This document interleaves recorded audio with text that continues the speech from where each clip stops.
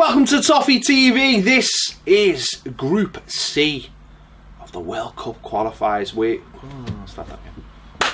Welcome to Toffee TV. We are looking forward to the World Cup. Not long now, Baz. Not long now. Russia. I was going to say here we come, but we're not. No. Group C we're looking at today. This is a tasty little group. This is one of the... It's not... I don't know if it's quite group of death territory. No.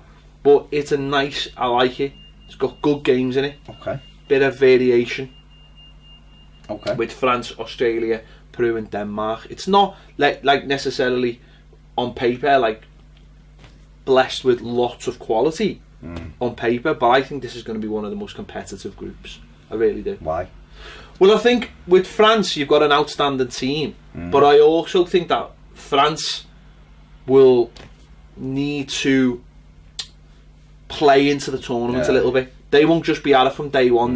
They've got fantastic players, but I don't think they're quite a fantastic team. I think they start off in games looking amazing, and normally they take the lead, and then normally they just like go, yeah, let's just keep playing brilliant football, and that leads to little bits of miscommunication and concentration, and I think that might allow some of these teams just to creep in. So I think France will get better the longer they're in the tournament. Right. So I think that opens the door a little bit for one of these other teams, Australia or Peru, to just maybe sneak something, maybe. And obviously Denmark are a good side as well. So I think it's going to be good group. This good entertainment. Yeah, France. They should have won the European Championship, really. Yeah, shouldn't they? Portugal. Bloody moths. Well, yeah, Portugal pipped them in the final. But they grew into that and got better and better than that. They have got great players, the players that missed out. List is incredible, your Lacazettes and Martials and players like that. I think a big miss for them will be Koscielny, who's obviously out injured. So a lot will fall on Varane's shoulders, really. But yeah, there'll be opportunities there. I think you're right with France. I think sometimes the complacency creeps in, especially when they, like you say, when they get ahead, it's foot off the gas. They don't really go for the jugular, and that's been people's criticism of them, because they've had some incredible players. They are very strong right the way through the side, though. In the three strike. You've got Olivier Giroud, who's great in the air. They've got Griezmann, who's absolutely brilliant, and they've got Kylian Mbappe, who is getting better and better and better. So they're blessed with exceptional attacking talent, and it's whether they can get it. They haven't got Payet, though. He got injured, didn't he, and hasn't gone. So creativity, but he's not a massive focal point. He was great at the Euros. He was, but since the 2 years and since his move from the Premier League, it's dropped off, and I think Mbappe's come through and become a lot more of a focal player. Dembele, now Barcelona. This could be his breakout tournament. I think for me, I think Griezmann's the main man. I think this is a World Cup where he's at his peak, and this could be big for him. So I just think it's a case of them just doing okay in the group, starting to put performances together, and who knows, they could be the winners if it all clicks. Definitely. I mean, I think as far as the other teams, obviously you've got Tim Cahill at his 4th World Cup. Australia have Matt Ryan, who's Brighton's goalkeeper, so people know that. Jedinak, who's at Aston Villa. Rodjic as well, who plays in, I think he's at Celtic, isn't he? So they've got players who we know, and obviously with the likes of Cahill, you can, last 20, we spoke about it on something else, last 20 minutes him coming off the bench. But for Australia, it'll be about trying to be organised, I should imagine, and trying to hang in for these games and these opportunities. Aaron Moy as well, of course, who plays at Huddersfield, who's a good, who's a good footballer, and he's normally the heartbeat of their side now. They've kind of built that because he is quite creative and he keeps things ticking over. So yeah, I mean, it's not a fantastic Australia team. No. I think they got there through a playoff.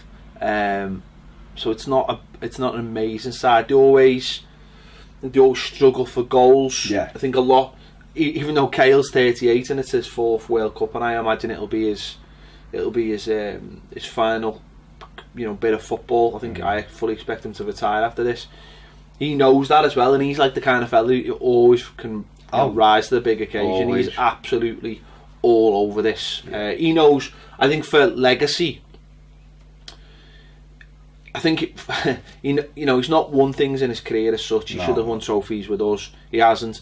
This is his legacy. Yeah. A 4th World Cup. If he was to score in a World Cup, for his 4th World Cup, and he'd go up there, he'd be someone forever remembered. And I think that's important for Tim Cahill. Yeah. That's part of his story, and I don't mean that like in an ego way either. That he's come from nothing, and if he ends up playing in 4 World Cups and scored in 4 World Cups, that would be huge. I mean, he scored one of the greatest World Cup goals ever in the last World Cup, and so if he could do that again, if he could come off the bench and just get something in, again. Listen, he has to get one of those headers against Peru or something against Denmark, and he's cemented himself, and I think that's what it's all about. Don't get me wrong, he's got the pride of playing for Australia. He wants to do well for them, but I think there's that little bit inside that's pushing him to get something. So I don't expect him to start any of the 3 games. No, I think he knows that, and I think he's got to make full use of how with his time when he gets it. And I imagine Australia, would have a plan of how to use him, because he's so good. He's still so good in the air that if it comes to the last 20 minutes of a game, they'll be just saying, like, get wide, put balls into the box, get diagonals into the box. You'll either knock it down or get something on goal. So let's hope he has a really a really good tournament, or just gets that goal. I think that. We're saying Aaron Moy and people like that'll be key. Matt Ryan will be key, the keeper, obviously, because you need your goalie to be on top form. Cahill is almost like a key man, because he's the person you would look for in that squad to get on the end of something. So they're gonna have to keep in the games and try and create that opportunity for him to come off the bench and maybe kill it off. And that's France Australia's the first game on the Saturday with the 4 games in it as well. So that'll be a great day. Peru, interesting, they got through the qualifiers, the intercontinental qualifier against New Zealand after finishing 5th place in the South American group, which is all one big group. And I remember that the night it was up and down. Chile were in there, and they just managed to get the result that got them to 5th place, beat New Zealand comfortably to get through to the World Cup. And I think everyone wants to see them do well, just for Paddington Bear, really. That's who it's for, really. Second one's come out, hasn't it? The second film's out now, and you've got to try and keep the Peru story. You've got to keep the Peru story going. You really do. It's the first World Cup since '82, which was the best World Cup ever of all time. But so and the story for them is obviously Paulo Guerrero, who was banned for cocaine.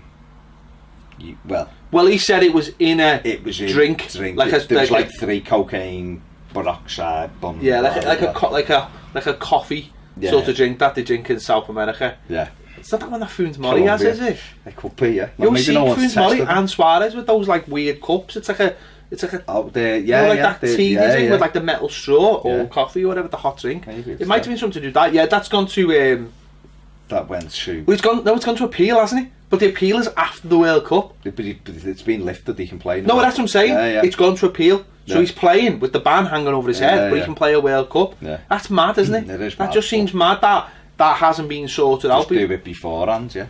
So that's a big thing for them. He's the captain, obviously. They were preparing, obviously, without him. Even the fact that they've gone, yeah, you're still captain, mate. Don't worry about it. Yeah. But then I suppose that's because they're thinking, well, no, he's done nothing wrong. He's done nothing wrong. Which is fair enough. There's him. Obviously, they've got Jefferson Farfan, who's well known in Europe. He's been around for a while. Andre Carrillo, who was who's on loan at Watford and was one of the players that allegedly asked Marco Silva to take him to Everton when he was linked with the thing. So look at him. Might get a look out for him. Yeah, whether Everton go back for him, I don't know.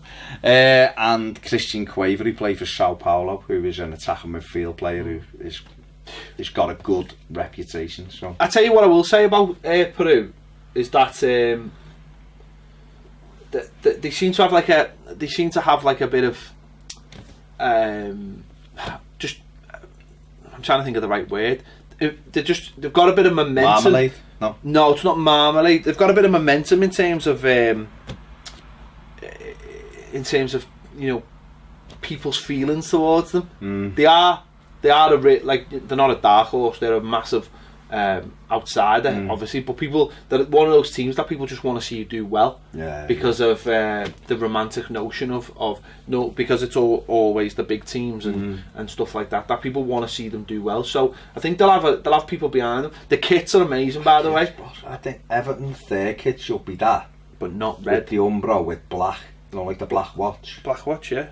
That's exactly what it should be. The other Peru kit, the white with the line down, which was obviously synonymous in '82, was a Bosch kit, to say like the reverse of that. Well, they hadn't played any European teams for a while, and they've been playing friendlies, and I think they beat Scotland last week. 2-0. Yeah. They beat Iceland 3-1 recently as well, and was that when Gylfi scored? No, and they beat Croatia. Oh no, that was they beat Croatia as well. Yeah. So they played 3 European teams back to back to try and get that experience. Obviously, we're playing Denmark and France as well. So they've played 3 teams there and got that momentum going where people are people in Peru are obviously really excited, really excited. Well, they'll be a close knit group, won't they? And that's what you get with this, with teams like that, and you can have those kind of stories, can't you? That carry you through if you've got a good team with a good side. You know, we've seen it with Ghana, didn't we? You know, in South Africa, and I suppose Uruguay for that matter, because Uruguay, even though they had Suarez, he wasn't at the peak at that time. They had fallen. Everyone else, you know, but Ghana were the ones who were on the. You know, they came. And it's about the team. It's not about egos, and the egos all just sort of disappear for the sake of the team, because it's for the shirt, it's for the country. They bond together, and it's for the greater good. Denmark, interesting side, got through on the qualified, beat Ireland, beat them, was it 4-1, something like that, in Dublin. Ericsson got a hat-trick. He's obviously their standout man. Fabulous player. Disappointing news that Lord Bentner didn't make it. Which is disappointing. Yeah. But Ericsson is the top man, isn't he? Yeah, he's got so much ability, hasn't he? You know, he's a fantastic footballer. He was very good for Ajax, and he came into Spurs and took him a little bit of time to settle. But then he's been brilliant, consistent every year. He's a quality footballer, and this is his stage. Big World Cup for him, isn't it? Yeah. Because I think we all, well, some of us of a certain age, we all reminisce about '86 and how Denmark, nothing, and then Laudrup turns up. And if it wasn't for Maradona, Laudrup was absolutely amazing in that World Cup. Michael, the two of them played, but Michael was absolutely brilliant, and beat Spain 5-1. And the kit was amazing. The sort of halfy that every Sunday League team had a variation of in Liverpool from Kelly's kits. And I suppose this is like a similar stage for him now. You know, he's the one diamond, and he's surrounded by workers. You know, they've got Kasper Dolberg. Obviously, they've got Schmeichel, who's a good goalkeeper. But he's like the one thing. That's their one. He's the diamond in the rough, as you say. You've got Cornelius as well, who Everton fans will remember from the Cardiff fans will remember him as well. Cardiff fans, the big unit. It's about, again, for them. It's about, got Simon Kjaer as well, who's a very, very good defender. Centre back, played against us for Lille. For Khalil, yeah. He's in Turkey now. Yeah, he was played in Italy for a bit. He's a good defender. So they've got him. So they've got some good players, but you're right, it's a case of, with Dolberg, he's very good. Young, he's only 21, so obviously he's got a bit of growing to do in terms of experience, but he's a very good footballer. But he's the one who they will look to, and he's the one who the other three will be trying to stop. Yeah. So it'll be interesting. So who do you think out of this group then?